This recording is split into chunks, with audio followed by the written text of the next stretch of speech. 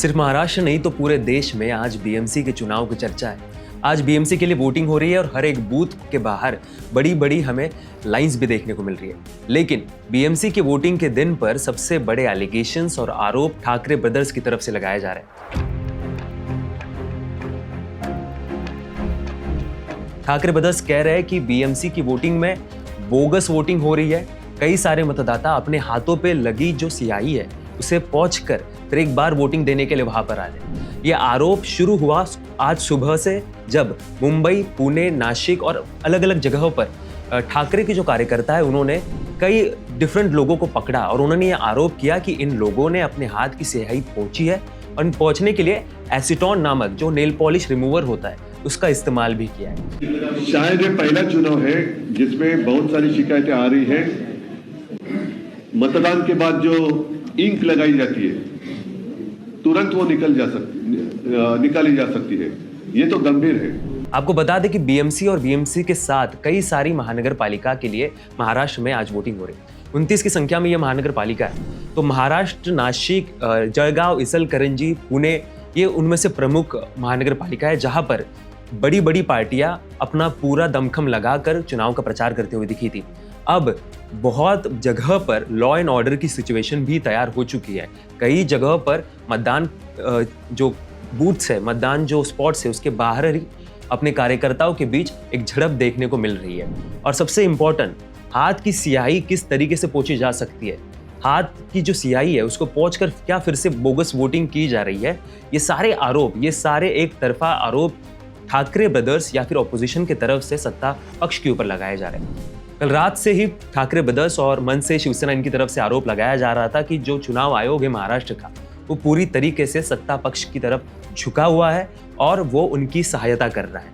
तो हमें सबसे पहले ये जान लेते हैं कि कहाँ पर ये सारे प्रकार हमें देखने को मिल रहे हैं। सबसे पहले मुंबई में अभी तक सबसे ज्यादा वोटिंग हुई है और मुंबई में सारे बूथ्स पर ठाकरे ब्रदर्स ने अपने जो कार्यकर्ता है वो तैनात रखे थे। कई जगह पर हमें डायरेक्टली बहुत बड़े बड़े राड़े दिख रहे हैं, मतलब वहां पर झड़प होती हुई दिख रही है। और कई जगह पर यह आरोप आ रहा है कि ईवीएम भी बंद पड़ रही है। तो पुणे के जो सिविक बॉडीज है उन्होंने भी ये माना कि 15 से 20 जगह पर ईवीएम्स बंद हुई, लेकिन वो इमीडिएटली बहुत जल्द ही उनको रिप्लेस किया गया और वोटिंग जो है वो 50% के ऊपर जा सकती है, ऐसा उनका अनुमान है। दूसरी तरफ मुंबई, जो बीएमसी, हम सबका जो पूरा ध्यान बीएमसी पे लगा हुआ है, तो बीएमसी पर एक टेंस सिचुएशन हमें हर एक पोलिंग बूथ पर दिखाई दे रही है। सबसे पहले टेंस सिचुएशन इस वजह से हुई थी कि कई लोगों के वार्ड्स कोई और है और उनकी वोटिंग कई दूसरे वार्ड्स में की जा रही है। तो उद्धव ठाकरे ने यह भी आरोप किया है कि इतने महीनों से, इतने सालों से वोटिंग की प्रक्रिया जो एजेंसीज कर रही थी, जो चुनाव आयोग है महाराष्ट्र का, कि वो किस बात की सैलरी या फिर तनख्वाह लेते हैं कि आज चुनाव के दिन मतदाताओं को इतनी असहजता फेस करनी पड़ रही है। दिक्कत ही दिक्कत है। किसी के पास हमारा हाँ, ये नंबर सब हमको नेट से मिले। यहाँ भी उन्होंने वही देखा, जो नंबर लिख के दिया वो यहाँ है ही नहीं। उसका मतलब ये कि पूरा ऑर्गेनाइजेशन फेलियर है। दूसरी बात, उन्होंने फिर से वही आरोप किए कि ये चुनाव जो है वो क्लियर तरीके से नहीं हो रहा है, हमें सारी तरफ से दबाया जा रहा है और जो हाथ पे स्याही पहुंचने वाला मामला है ये छोटा मामला बिल्कुल नहीं है। सबसे इंपॉर्टेंट बात, महाराष्ट्र में जो चुनाव होते हैं वो काफी शांततापूर्ण तरीके से इससे पहले हमने होते हुए देखे, लेकिन लोकल चुनाव में क्योंकि लगभग 15,000 से ज्यादा जो कैंडिडेट्स हैं वो मैदान में है, 3,000 के लगभग सीटें हैं, तो हर एक कैंडिडेट, हर एक पार्टी अपना पूरा दमखम लगा के इस इलेक्शन में उतरा था। और मुंबई, पुणे, जळगाव इन जगहों पर बड़े पैमाने पर हमें लॉ एंड ऑर्डर की सिचुएशन भी देखने को मिल रही है। अगर एक एक करके हम देखें कि कहाँ पर किस तरीके के मसले सामने आ रहे हैं, तो सबसे पहला अकोला की यहाँ पर पुलिस का हस्तक्षेप करने का आरोप पुलिस के ऊपर लगाया जा रहा है, वो अपोजिशन की तरफ से लगाया जा रहा है। और उसके बाद संभाजी नगर में, मतलब जिसे पहले औरंगाबाद कहा जा रहा था, वहां पर कई जगहों पर ईवीएम मशीन में गड़बड़ी की घटनाएं सामने आई है। इसके बाद जो पिंपरी चिंचवड है, अजीत पवार का जिसे गढ़ माना जाता है, वहां पर राष्ट्रवादी अजीत पवार का गुट और भाजपा के बीच में हमें लड़ाई होती हुई दिख रही है। तो ये इंटरेस्टिंग पॉइंट है कि सत्ता पक्ष में बैठे हुई जो पार्टीज है उनके बीच में भी कहीं ना कहीं तरीके से बहुत बड़े मसले सामने आ रहे हैं।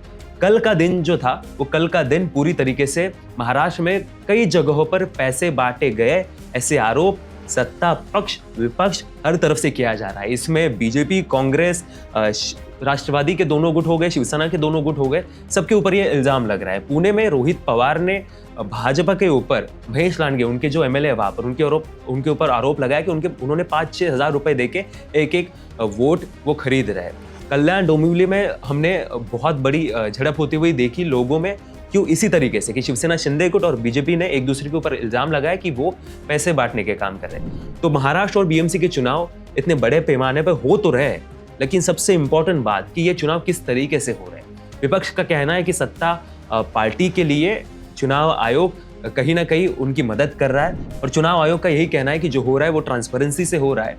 और सबसे इंपॉर्टेंट बात, महाराष्ट्र में 3.5 करोड़ से ज्यादा मतदाता आज वोटिंग करने वाले हैं।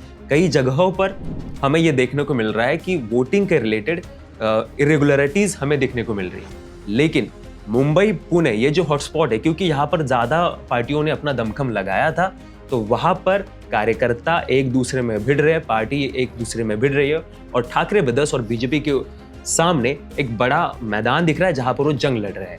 आप देख रहे हैं वन इंडिया न्यूज और बीएमसी चुनाव से रिलेटेड और भी इंटरेस्टिंग खबरें आपके सामने हम लाते रहेंगे।